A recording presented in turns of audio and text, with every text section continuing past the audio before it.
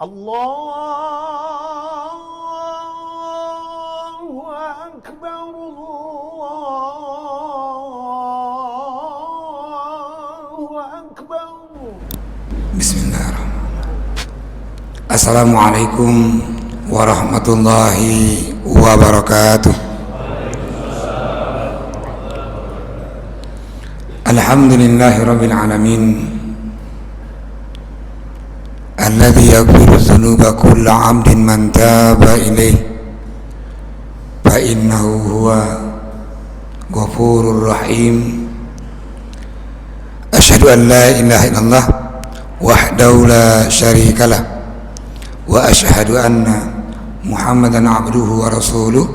Allahumma salli wa sallim ala hadzal nabiyil karim wa ala alihi wa sahbihi wa man tabi'ahum bi ihsanin ila yaumiddin, amma ba'd. Yang kami hormati dan muliakan Ketua BKM, Imam Syi, Imam Rawatib, dan juga remaja masjid Baitur Rahmah, Pak Kesi, dan juga perangkat yang kami muliakan, pengurus BBC, jamaah subuh BBC, dan juga jamaah Masjid Baitur Rahmah yang Allah muliakan. Alhamdulillah, kita hadir di rumah Allah hari ini, dan insya Allah inilah orang-orang yang bertakwa. Di antara tanda yang bertakwa itu, kata Allah, yu'minuna bil ghaib, mengimani, percaya dengan hal yang gaib. Nah, ketika Nabi sampaikan basyiril masaina bizulmi ilal masajid, sampaikan ke orang-orang yang berangkat ke masjid dalam keadaan gelap. Dengan apa?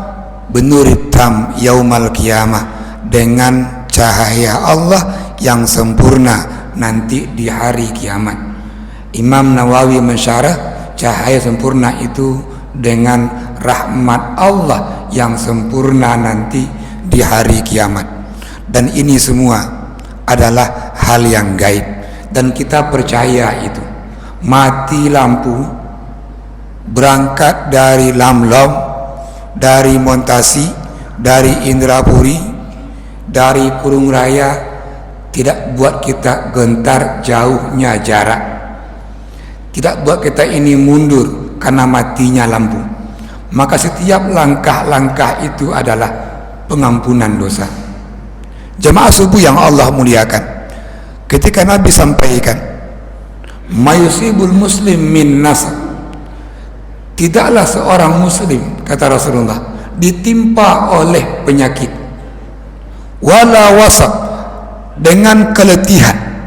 Kita bangun lebih awal, berangkat lebih awal, susah iya, illa kafarallahu bihi khatayahu, itu adalah pengampunan dosa.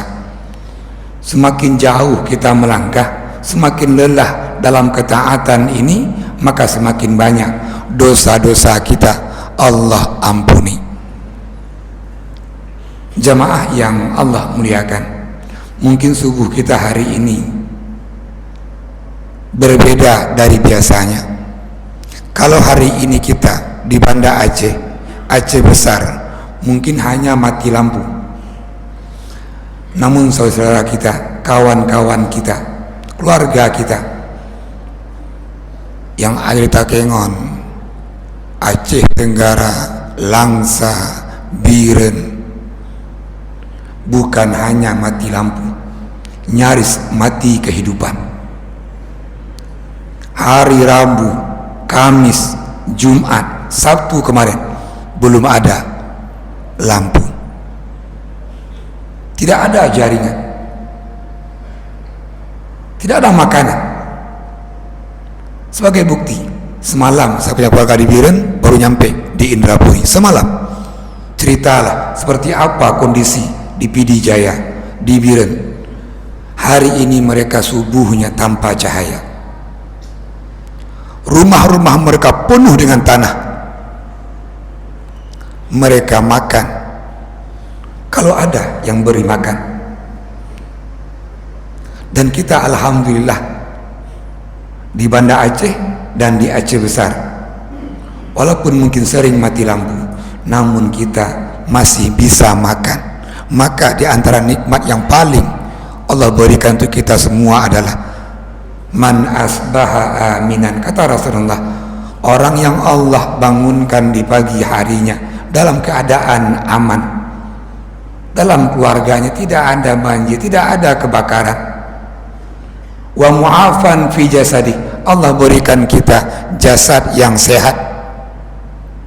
Dan yang ketiga, wa indahu qutu yaumi, Allah berikan kita makanan yang bisa kita makan hari itu. Kata Rasulullah, wahidat lahud dunya, sebenarnya orang itu sudah Allah kumpulkan dunia bagi dia. Maka makna kaya yang sebenarnya adalah kita bangun pagi hari dalam keadaan aman, kita punya makanan pokok yang bisa kita makan, dan kita diberikan kesehatan. Maka ini menjadi sebuah nikmat yang terbesar kita pada hari ini. Sambil kita berdoa, semoga sahabat-sahabat kita, saudara kita, keluarga kita yang ada di Kabupaten Langsa, Aceh Timur, Biren, Gayo Lues, Bener Maria, Takengon, dan arah barat Melabu, Allah berikan kesabaran, Allah berikan ketabahan, dan Allah angkat derajat mereka dengan sabar menghadapi ujian ini. Jemaah subuh yang Allah muliakan, yang kedua, salawat dan salam kita kirimkan ke baginda Rasulullah sallallahu alaihi wasallam. Nabi tak kala diminta wasiat oleh sahabat Muaz bin Jabal radhiyallahu an. Ketika Muaz diperintahkan, ditugaskan untuk berangkat ke Yaman, maka Muaz datanglah ke Rasulullah. Kata Muaz, ya Rasulullah, ausini, ya Nabi, berikan saya wasiat. Maka baginda Rasulullah berikan wasiat ke Muaz bin Jabal. Ya Muaz, kata Nabi, ittaqillaha haitsuma kunta. Ya Muaz, bertakwalah engkau dimanapun engkau berada. Muaz kembali menimpali, ya Rasulullah, zidni. Nabi tambah lagi wasiatnya. Di kali yang kedua Nabi menambah, ittabi'is sayyi'ata al-hasanah tamhuha. Setiap lakukan keburukan, setiap lakukan dosa, maka lakukanlah kebaikan itu akan menghapus dosa yang pernah kita lakukan. Di kali yang ketiga kata Muaz, ya Rasulullah, zidni. Nabi tambah lagi. Nah kata Nabi, wa khaliqin nasa bi khuluqin hasan. Bergaullah dengan manusia, dengan orang lain dengan akhlak yang mulia. Jemaah subuh yang Allah muliakan, di awal tausiah subuh ini saya ambil sebuah kisah seorang ulama yang sangat terkenal di masa tabi'in. Nama lengkap beliau adalah Abu Bakar Muhammad bin Sirin Al-Ansari. Dalam kitab-kitab fikih dan kitab-kitab hadis disebut nama beliau adalah Ibnu Sirin. Banyak ketika orang berfatwa merujuk ke pendapat ya seorang ulama, Ibnu Sirin.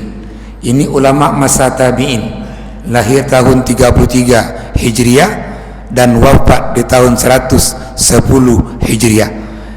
Ini ulama langsung berguru ke sahabat Anas bin Malik, Abdullah bin Umar. Beliau berguru ke Sa'ad bin Abi Waqqas, termasuk ustazahnya adalah Ummu Atiyah Al-Ansari. Ini guru-gurunya Ibnu Sirin. Maka Ibnu Sirin tinggal di Basrah, di Iraq itu, menjadi ulama yang besar, merujukan fatwa di Basrah ketika itu.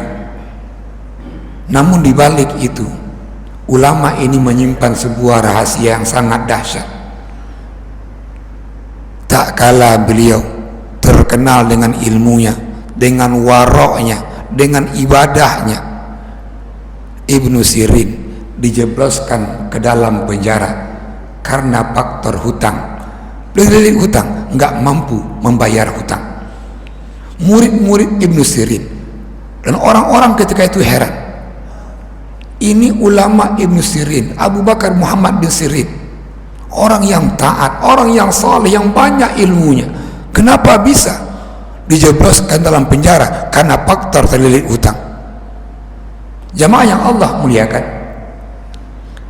sampai murid-murid datang dan bertanya, "Ya Syekh, ma asabaka, kenapa engkau ini dimasukkan dalam penjara?" Kata Ibnu Sirin, "Ma asabani illa ma kasabtu biyadayya."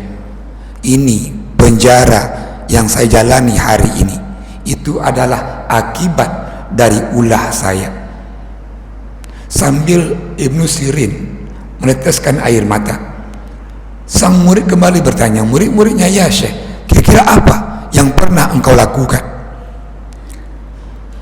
Sambil menjatuhkan air mata, kata Ibnu Sirin, "Dulu ketika saya muda, saya berbicara dengan ibunda saya lelah ketika itu, dan saya bicara dengan nada yang tinggi sampai menyakiti hati ibunda saya.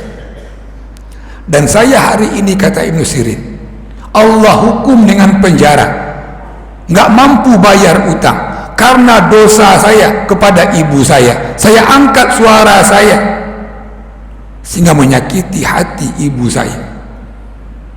Dosa itulah yang menempatkan saya hari ini dalam kesusahan." Sambil Ibnu Sirin bacakan hadis, kala Rasulullah, kata Ibnu Sirin, "Ma min zunub yakhrallahu ma syaa ila yaumil qiyamah." Semua dosa akan Allah berikan hukuman nanti di akhirat, illa kecuali dosa yang pertama adalah al-bagh, kezaliman. Dosa yang kedua adalah uquqal walidain, orang yang durhaka kepada orang tuanya. Jemaah subuh yang Allah muliakan, Ibnu Sirin datang ke ibunya minta maaf dan katakan, "Wallahi demi Allah," kata Ibnu Sirin, "saya tidak akan angkat suara lagi setelah ini di depan ibu." Dan Ibnu Sirin menjadi orang yang paling lembut kepada orang tuanya, menjadi orang yang paling patuh, yang paling taat kepada ibundanya. Jemaah subuh yang Allah muliakan, pertanyaan kita ini semuanya adalah, tak kala kita flashback ke belakang, kita ini dengan ibu kita, dengan orang tua kita, mungkin bukan hanya kita angkat suara, bahkan terkadang tindakan-tindakan kita menyakiti perasaan orang tua kita. Terkadang perangai kita jauh lebih menyakiti orang tua kita ketimbang diamalkan oleh Ibnu Sirin. Maka ketika Allah sampaikan, "Ma asabatkum min musibah," tidaklah musibah yang menimpa kita kecuali itu adalah perbuatan-perbuatan kita. Maka Ibnu Sirin mengakui dosa itu. Ibnu Sirin bertaubat. Ibnu Sirin menjadi ulama yang besar, yang wara' dan contoh bagi kita semua. Jemaah subuh yang Allah muliakan, di masa Rasulullah juga ada nama sahabat Ka'ab bin Malik radhiyallahu an. Ketika perang Tabuk pecah melawan Imperium Romawi yang jaraknya agak jauh dari Madinah, dalam kondisi yang agak panas, baginda Rasulullah sampaikan ke kaum muslimin ketika itu, "Ini perperangan, kalau kita kalah maka Islam tinggal nama." Namun pasukan Romawi itu lengkap peralatan perangnya, banyak tentaranya, kita kekurangan biaya untuk itu. Maka para sahabat contohkan bagaimana cintanya kepada Allah dan Rasulnya. Dalam kisah perang Tabuk itu hadirlah sahabat Abu Bakar As-Siddiq. ambil semua hartanya, serahkan ke Rasulullah. Kata Rasulullah, ya Abu Bakrin, apa ini? Kata Abu Bakar, ya Rasulullah, ha huwa kullu mali, ini semua hartaku. Nabi sambil neteskan air mata bertanya, bagaimana keluargamu? Bagaimana anak-anakmu? Kalau semua hartamu engkau serahkan, nanti bagaimana kehidupan keluargamu?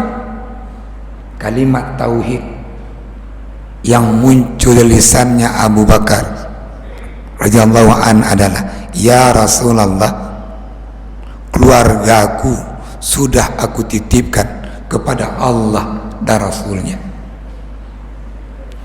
Serahkan semua hartanya, nggak takut miskin.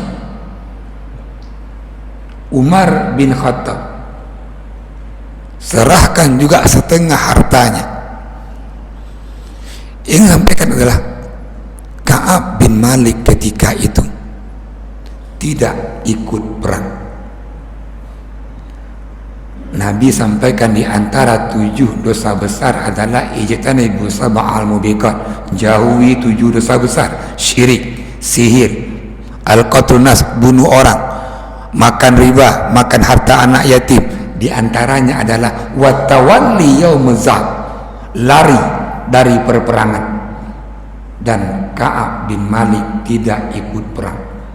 Begitu kaum muslimin setelah 58 hari peperangan kembali bawa kemenangan, datang ke Madinah, orang-orang yang tidak ikut perang menghadap ke Rasulullah dengan berbagai alasan. Namun Ka'ab katakan, ya Rasulullah, saya ketika itu mampu untuk perang, saya ketika itu kuat untuk perang. Namun entah kenapa ya Rasulullah, saya tidak berangkat. Dan saya hari ini mungkin saja berbohong, namun Allah Maha tahu, dan engkau ya Rasulullah, saya akui saya nggak berangkat perang dan saya tidak ada alasan secara syar'i, kata Ka'ab bin Malik. Maka kaum muslimin ketika itu mengkucilkan Ka'ab bin Malik. Ka'ab datang ke masjid, tidak ada yang open karena berdosa, sampai akhirnya turun ayat yang menyampaikan bahwa Allah mengampuni Rasulullah dan orang-orang muhajirin dan orang-orang yang ada di perang Al-Usrah itu. Kabar gembira untuk Ka'ab. Ka'ab sujud syukur datang ke Rasulullah. Rasul menyambut dengan senyum. Apa kata Ka'ab? Ya Rasul, saya hari ini bertaubat dan Allah terima taubat saya. Semua harta saya Rasulullah saya sumbangkan untuk agama ini. Saking senangnya saat dosanya diampuni, semua hartanya diserahkan untuk agama ini.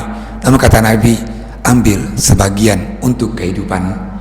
Jamaah subuh yang Allah muliakan, maka tak kala seorang hamba bertaubat kepada Allah dan Allah sangat mencintainya. Makna taubat itu adalah secara bahasa kita kembali, secara syar'i kita pelaku dosa, kita pelaku maksiat ini kembali taat kepada Allah. Maka tak kala kita mengucapkan taubat itu, Allah senang karena perintah Allah, tubu ilallahi jami'an ayyuhal mu'minun la'allakum tuflihun. Dengan kita bertaubat tadi, Allah berikan kita keberuntungan, Allah berikan kita hidayahnya. Jemaah subuh yang Allah muliakan, maka tak kala kita bertaubat, kita penuhi syarat-syarat taubat. Para ulama sepakat bahwa di antara ketika kita ini bertaubat, yang pertama yang diamalkan oleh Ibnu Sirin ataupun Ka'ab bin Malik adalah al-iqla'u minaz zanbi, kita berhenti dari dosa itu. Ibnu Sirin contohkan, selama beliau mengakui dosa itu, menyesali sepanjang hidup beliau, pernah durhaka kepada ibunya. Yang kedua, an-nadmu taubah, kata Rasulullah, penyesalan atas dosa itu adalah taubat. Maka syarat kita dalam bertobat yang kedua, kita menyesali dosa-dosa yang pernah kita lakukan. Dan yang ketiga, al-azmu, kita punya azam, punya tekad bahwa kita tidak akan pernah melakukan dosa itu lagi. Namun jika dosa itu menyangkut harta, menyangkut dengan orang lain, idza kana haqqul adami, maka caranya adalah kita minta maaf, menyelesaikan dosa itu kepada orang yang pernah kita zalimi, kepada orang yang pernah mungkin kita ambil hartanya.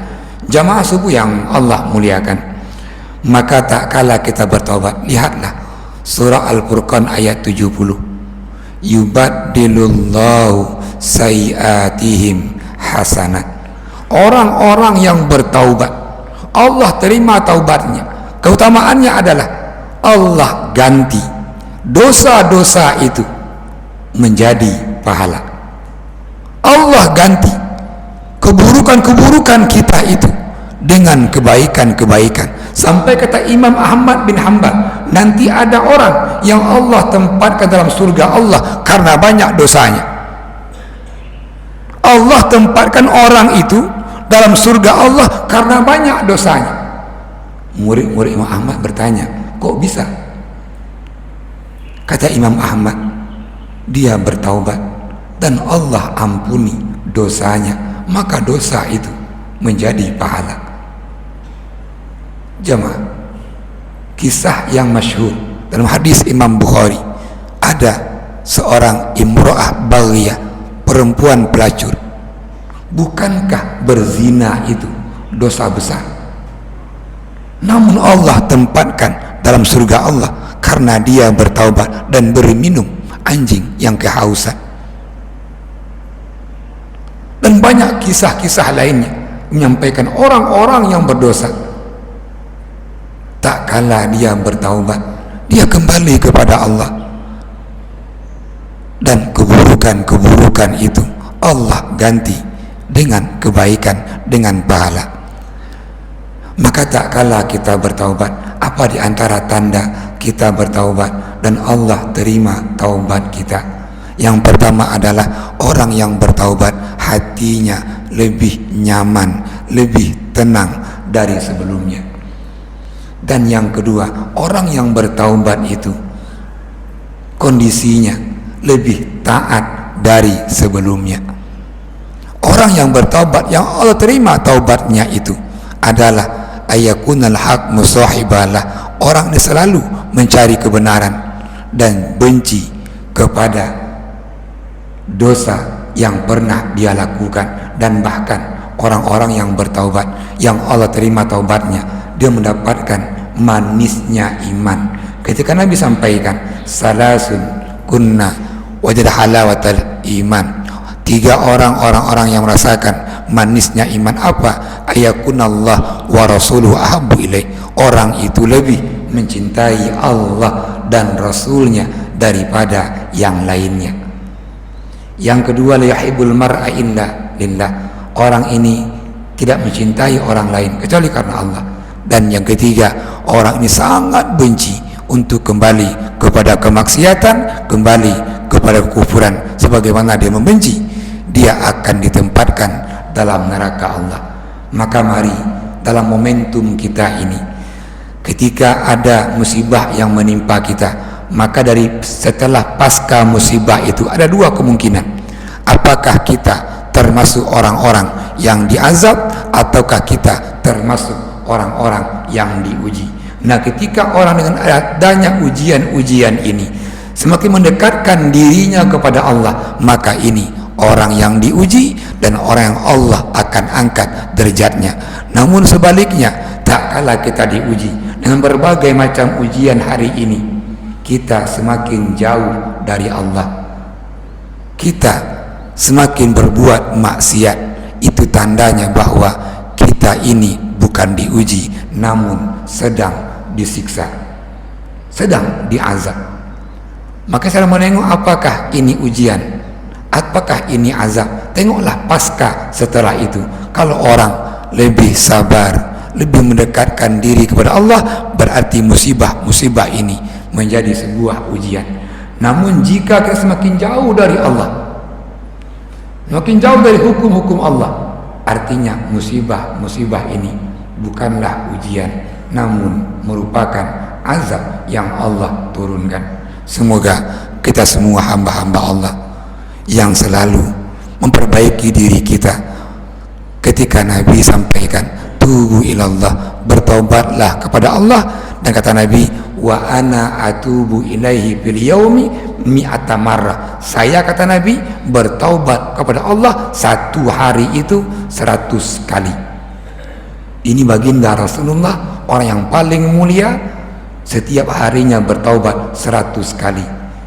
Maka kita ambillah momen ini untuk mendekatkan diri kepada Allah, dan semoga Allah ampuni dosa-dosa kita dan Allah masukkan kita kepada hamba-hamba Allah yang selalu dekat dan bertobat kepadanya. Amin amin ya rabbal alamin. Mohon maaf dan saya akhiri. Assalamualaikum warahmatullahi wabarakatuh.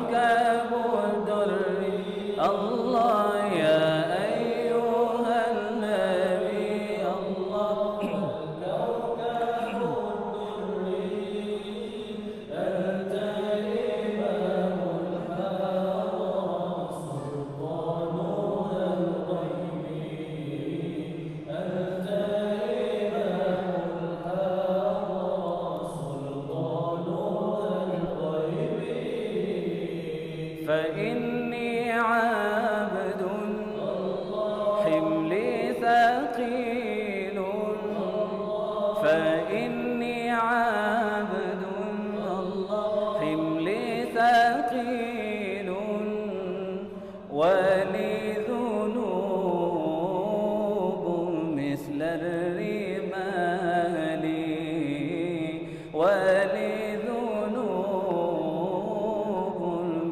للرمال.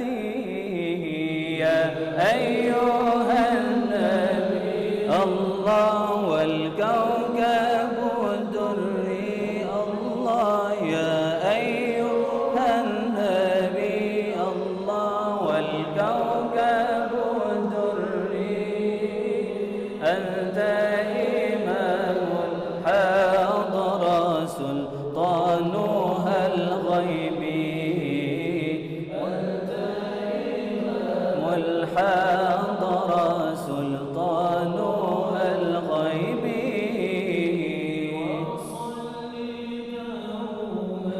الله على نبينا، الله صل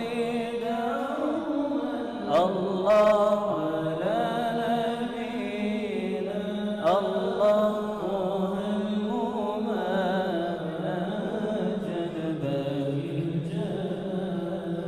الله الله الجمال. يا أيها النبي الله والكوكب الدري الله، يا أيها النبي الله والكوكب الدري،